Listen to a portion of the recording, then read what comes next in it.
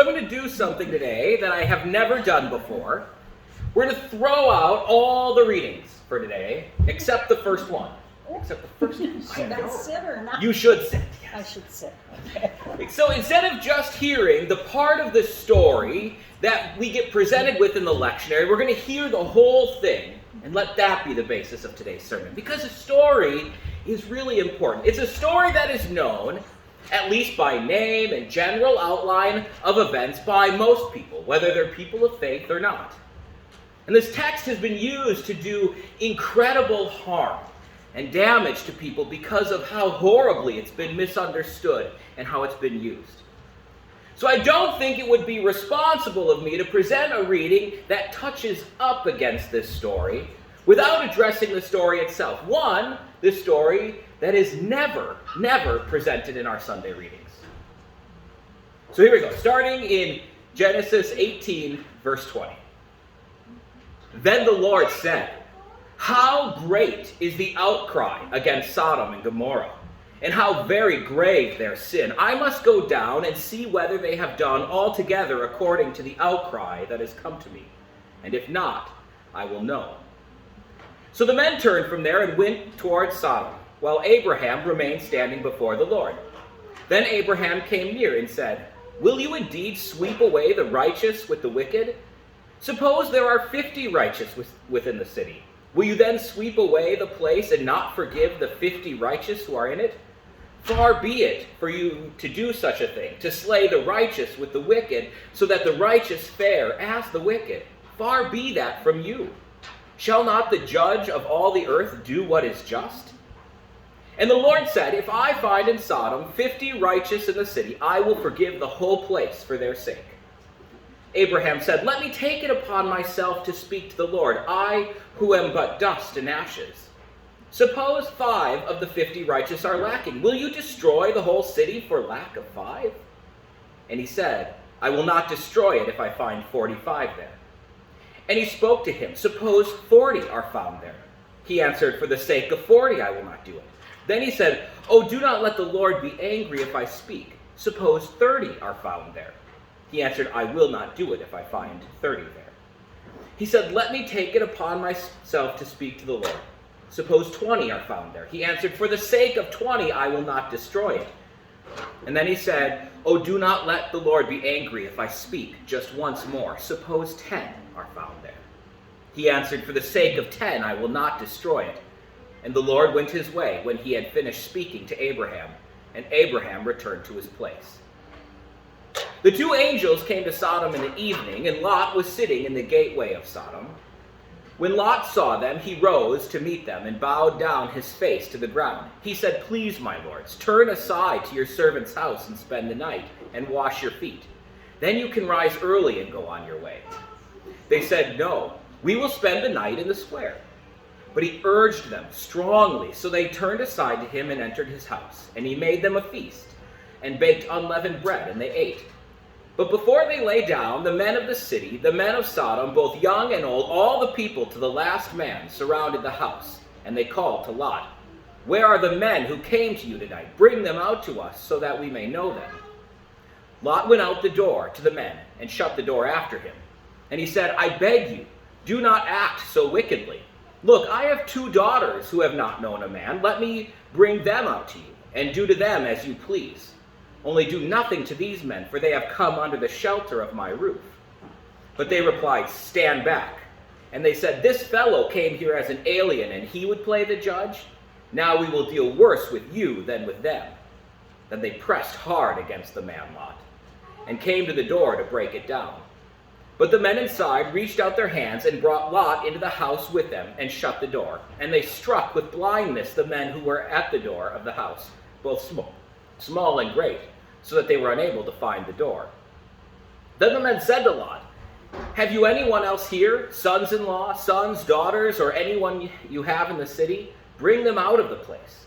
For we are about to destroy this place, because of the outcry against its people has become great before the Lord, and the Lord has sent us to destroy it." So Lot went out and said to his sons-in-law, who were to marry his daughters, "Up, get out of this place, for the Lord is about to destroy the city." But he seemed to his sons-in-law to be jesting. When morning dawned, the angels urged Lot again, saying, "Get up, take your wife and your 2 daughters who are here, or else you will be consumed in the punishment of the city." But he lingered.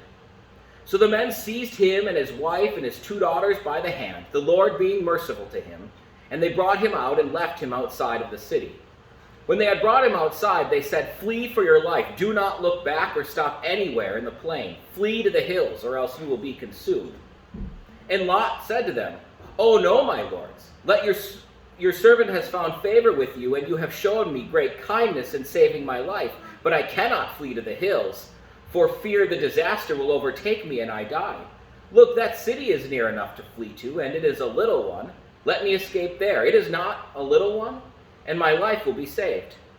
He said to him, "Very well, I grant you this favor too, and will not overthrow the city of which you have spoken. Hurry, escape there, for I can do nothing until you arrive there." Therefore the city was called Zoar. The sun had risen on the earth when Lot came to Zoar. Then the Lord rained on Sodom and Gomorrah sulfur and fire from the Lord out of heaven. And he overthrew those cities and all the plain and all the inhabitants of the cities and what grew on the ground. But Lot's wife behind him looked back, and she became a pillar of salt. Abraham went early in the morning to the place where he had stood before the Lord, and he looked down toward Sodom and Gomorrah and toward all the land of the plain, and saw the smoke of the land going up like the smoke of a furnace.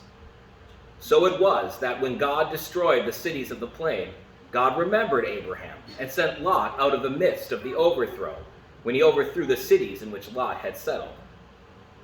Now Lot went up out of Zoar and settled in the hills with his 2 daughters, for he was afraid to stay in Zoar. So he lived in a cave with his 2 daughters. And the firstborn said to the younger, "Our father is old, and there is not a man on earth to come to us after the manner of the world. Come, let us make our father drink wine, and we will lie with him, so that we may preserve offspring through our father." So they made their father drink wine that night, and the firstborn went in, lay with her father. He did not know when she lay down or when she rose. On the next day, the firstborn said to the younger, "Look, I lay with my father. Let us make him drink wine tonight also. Then you go in and lie with him, so that we may preserve offspring through our father." So they made their father drink wine that night also, and the younger rose and lay with him. And he did not know when she lay down or when she rose. Thus both the daughters of Lot became pregnant by their father. The firstborn bore a son and named him Moab. He is the ancestor of the Moabites to this day. The younger also bore a son and named him Ben-Ami. He is the ancestor of the Ammonites to this day. The word of the Lord. Thanks be to God. Not a children's story. It was the summer of 1943 when the bombs fell. But first you have to go back to 1941. It was World War II, and the Allies were having trouble with the accuracy of the bombs that they were dropping on Germany. In fact, it was at this time calculated that it took 3 bombs to kill every single German. And it was estimated that the Allies had lost as many whole air crews as Germans they had killed. So the Allies changed tactics. Instead of targeting specific places, say like a munitions factory, they would drop bombs all around it in an effort to hit anything and cause maximum damage. By 1942, the Allies had made the decision to destroy any German city with a population over 100,000. It would take another year, but by 1943, the Allies would have enough airplanes and the munitions to carry out the destruction. So this was their plan. They would drop large bombs to take out roads and bridges, roofs and windows and water mains. And then they would follow that up with incendiaries that would cause massive fire damage to the city. On Tuesday, July 27, 1943, the plan was unleashed on Hamburg, Germany. More than 720 bombers flew over the city. But they had added another strategy. You see, the reason that they had lost so many of their air crew was because of the German radar system. So what they decided to do is they flew the bombs in over Hamburg, Germany. They dropped strips of aluminum paper to confuse the radar and essentially blind the Germans. On that day, a new word was added to the dictionary of war: firestorm. The people on the ground faced what would later be called a sea of fire, destroying everything in its path. A furnace raged in Hamburg. And when it was done, somewhere around 43,000 people would be dead, most of them civilians. And the name of the Allied bombing mission on Hamburg, Germany? Operation Gomorrah. Sodom and Gomorrah are 2 of 5 cities that lie in the plain of Jordan, where Lot makes his home after he and Abraham go their separate ways. According to Genesis 13, it's in this area. This area is described as well-watered everywhere, like the garden of Yahweh, and like the fruitful land that they had come out of in Egypt. So remember last week when we talked about Abraham at the Oaks of Mamre, and we heard about all the references to how where he was dwelling was like this mini Eden. Well, so was Lot. The plain of Jordan is described in the same way that Genesis 2 describes the Garden of Eden. In fact, using the same Hebrew word for that place. Rabbinic legend about this area describe it as a place of precious stones and silver and gold. They say that every path in the city of Sodom is lined with 7 rows of fruit trees. This plain was a place of incredible fruitfulness and wealth where the people lived in comfort and relative safety. So now think back to Genesis 2. What were humans supposed to do in the garden? Take care of the creation that God loves, so that God's blessing for life might be experienced by everything God's created. There's no reason to hoard or to covet because there's more than enough. And the humans were to partner with one another to care for the plants and the animals and all the future humans that they would bring into the world together. The Garden of Eden was a place of abundance for everyone, with love and care shared between all living things. But what did the people of the plain of Jordan do with their abundance, their blessing, their garden of Yahweh? Well, the Jewish Mishnah, or teachings on the scripture, say that there are 4 kinds of people. 4 kinds. One says, what's mine is mine, and what's mine is yours, and what's yours is mine. And they say this is an unlearned person. The second kind says, what's mine is yours, and what's yours is yours. And this is a pious person. The third says, what's mine is mine, and what's yours is mine. And this is a wicked person. But there is one that says, what is mine, and what's yours is yours. And the Mishnah says this is a commonplace type, and some say that this is a Sodom type character. The rabbis tell us that the people of the plain agreed to overturn ancient laws of hospitality towards strangers. In fact, the legislation that they passed would prohibit giving charity to anyone. So afraid were the people of the plain that others would come and try to take what they had. There's a legend that whenever a beggar would come into Sodom, the people would all mark their coins. They'd each put their own separate mark on their coin, and then they'd give it to the beggar. Except nobody would sell the beggar any food. So he would die in the streets. And then everybody would just come back and take their coin that they had marked back. Another legend tells of a woman who secretly brought water to one such beggar in the city.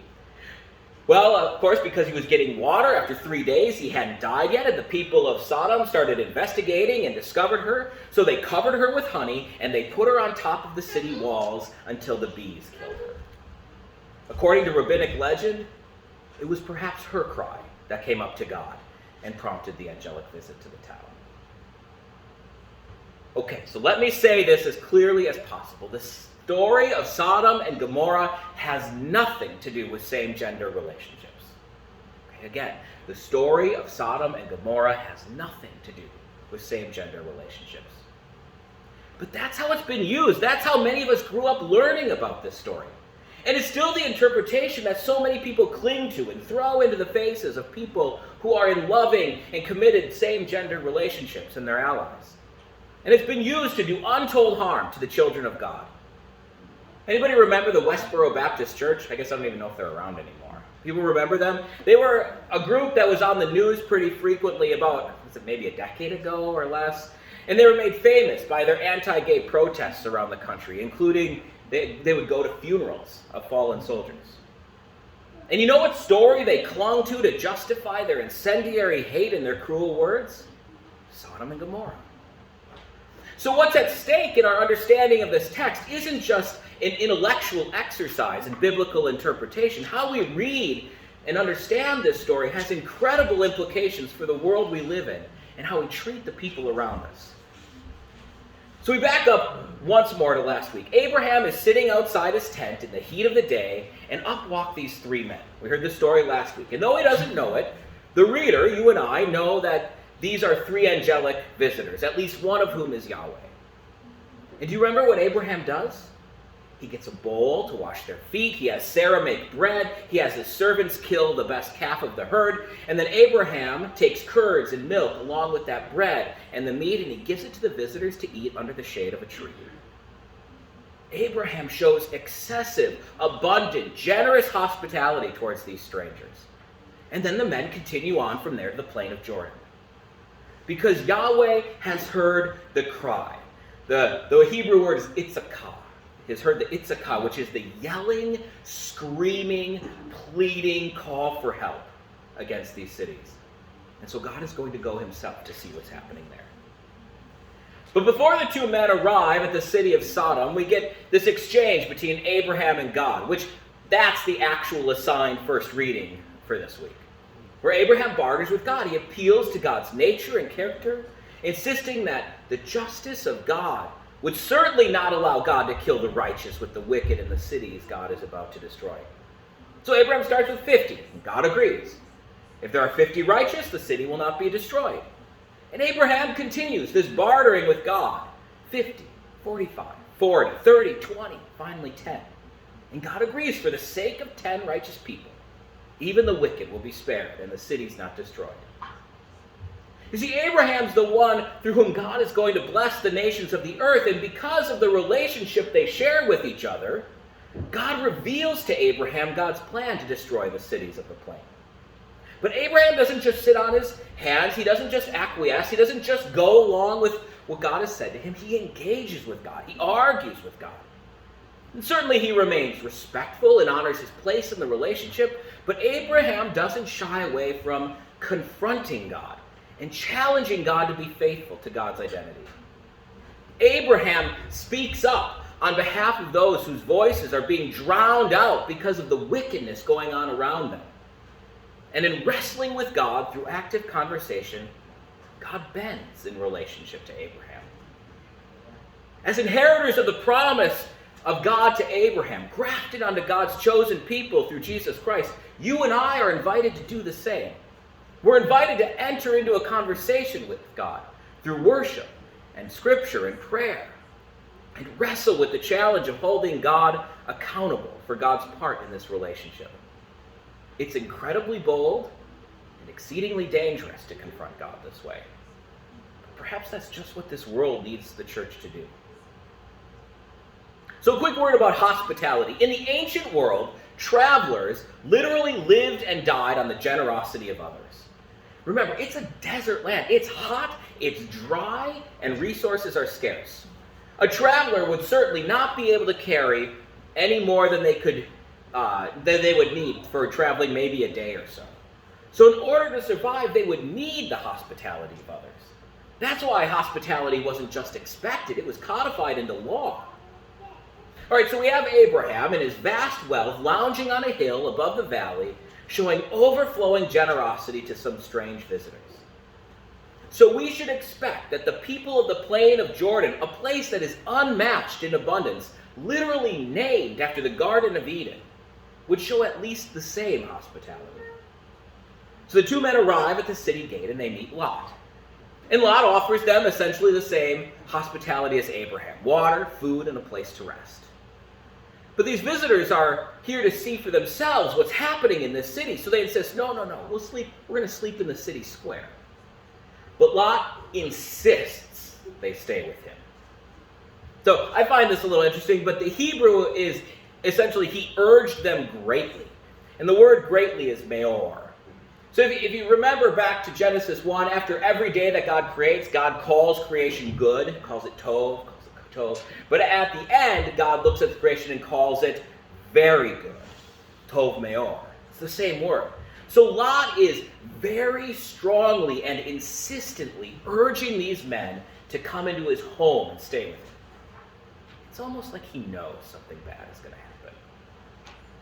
So now we get to the story that most people have at least some recollection of. After Lot and the travelers eat, but before they go to bed for the night, the men of the city, the men of Sodom, both young and old, all the people to the last man surrounded the house. Now I'm going to tell you something. The Hebrew is really unclear. At first, the text does say the men of Sodom, and it is indeed young and old together, but the part of the English that says all the people to the last man, well, that's not actually what the Hebrew says. It simply says all the people to the end. The word actually changes. The word starts with the word ish, which means man, but can also mean a human being, and it changes to kol hayam, which means all the people. So, all the people to the last one of them surrounds the house. At best, it's unclear whether this crowd around the house is only the men of the city or if it's the whole townspeople. But given what we know about rabbinic legend around Sodom, it seems most likely that it is everyone in this town who wants to be rid of the foreigner and the strangers so that they can continue to hold on to their wealth and their abundance for themselves. Okay, so let's deal with the next part. This is, in no uncertain terms, okay, there's only a couple kids here, gang rape. All the people of the town come to Lot's door and demand that he send the visitors out to them so that we might know them. So Lot goes outside his door to the crowd and he begs them, leave the strangers alone. And in an act which can only be described as horrific, he offers his daughters in place of the men. But this isn't about pleasure or love or commitment or gratification or childbearing or any of the other things we associate with love. This is about power and abuse and violence and control.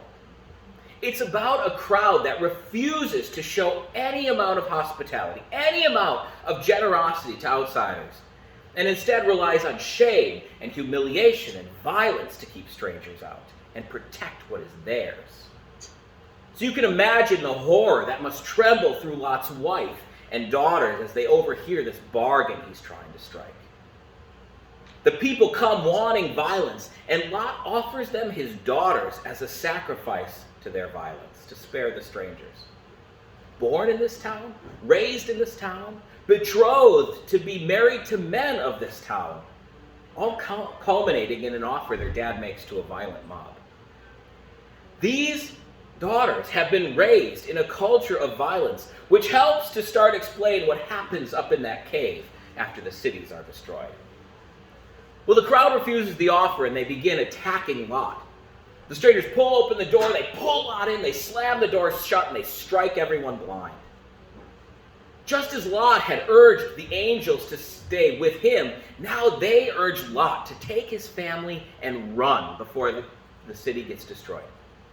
So Lot goes to those men who are betrothed to his daughters, which, okay, whether it was all the men of the city or it was all the people of the city, we might want to ask, where were these two men betrothed to his daughters last night?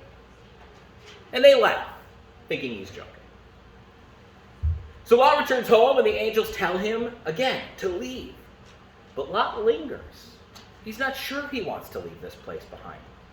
So the angels literally have to take Lot, his wife, and his daughters by the hand and drag them out of the city because Lot won't go.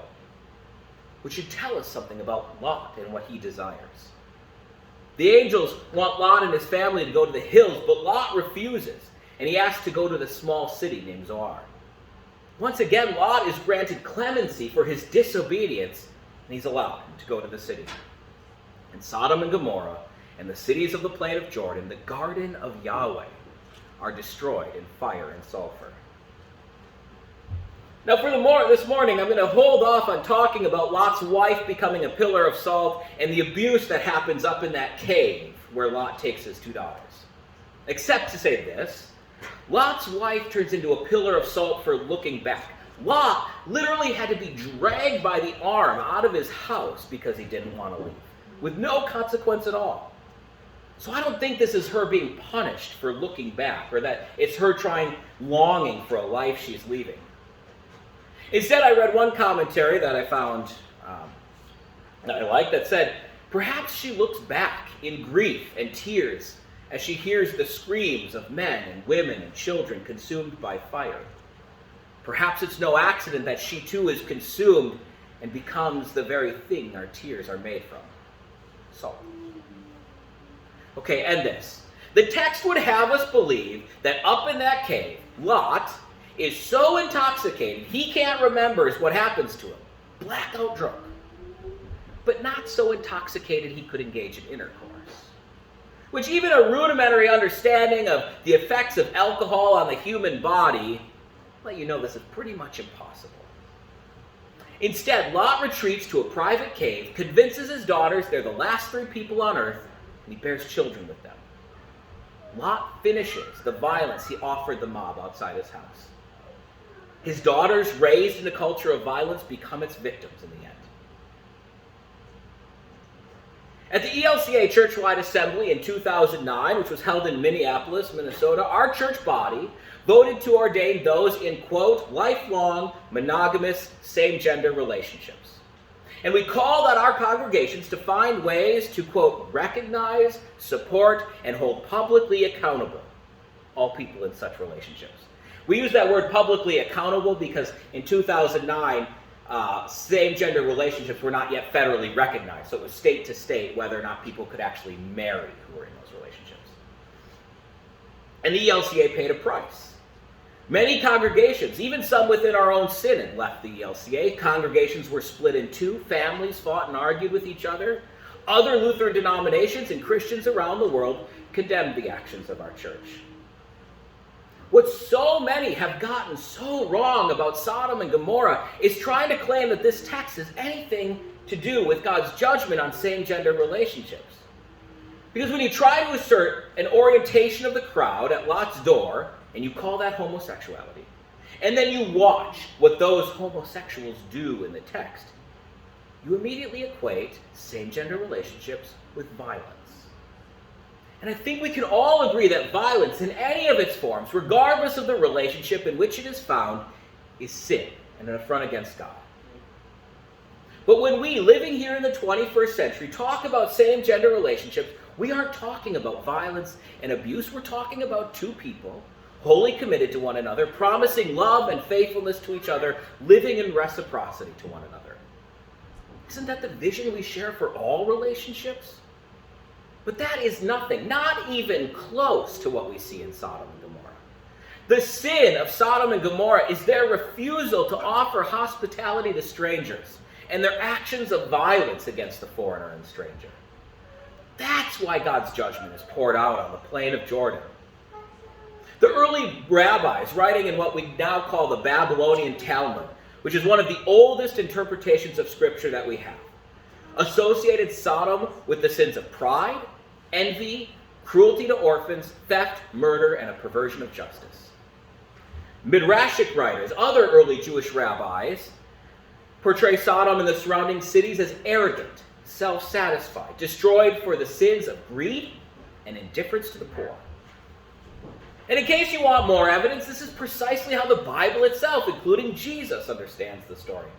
Ezekiel 16, this was the guilt of your sister Sodom.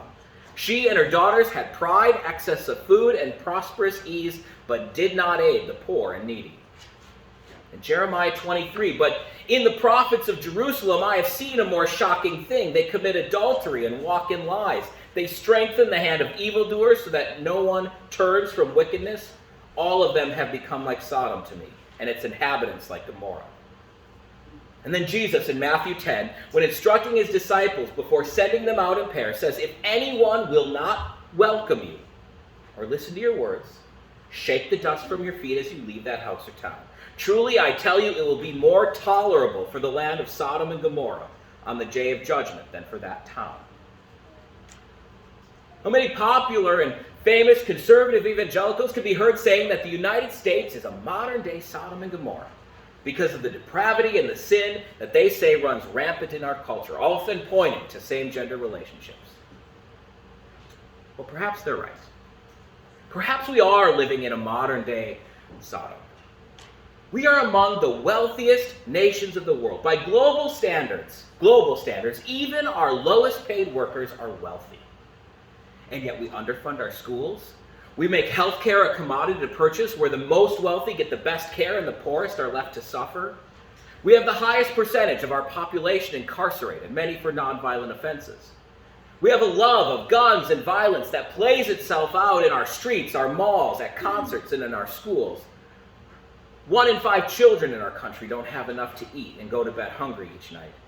We cage children brought to this country by their parents fleeing from places of violence. We turn away those seeking refuge. We make it nearly impossible for foreigners, especially those from the wrong countries, to get citizenship. And we tell women their bodies don't belong to them. And I don't know about you, but all of this sounds a little too familiar.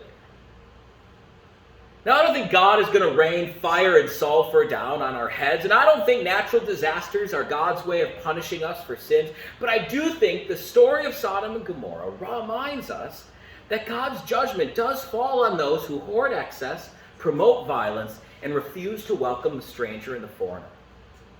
God calls us to live lives of generosity, sharing the abundance God has given us with those who do not have enough. God calls us to radical hospitality, welcoming and caring for those who do not look or think or speak or believe or act in the same way we do. So what would it look for Pleasant Valley to be that kind of place? What would it look like for us to open ourselves and welcome with generosity the people of this neighborhood and this community? That's the challenge put before us in the story of Sodom and Gomorrah. You and I have been given countless blessings by God. We have an abundance of gifts just waiting to be shared.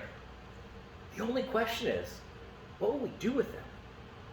Will we keep them for ourselves, holding on to what we have so that no one else can take it away? Or will we boldly step into God's future in this post-pandemic world and show radical, life-changing hospitality to this community that God has entrusted to us?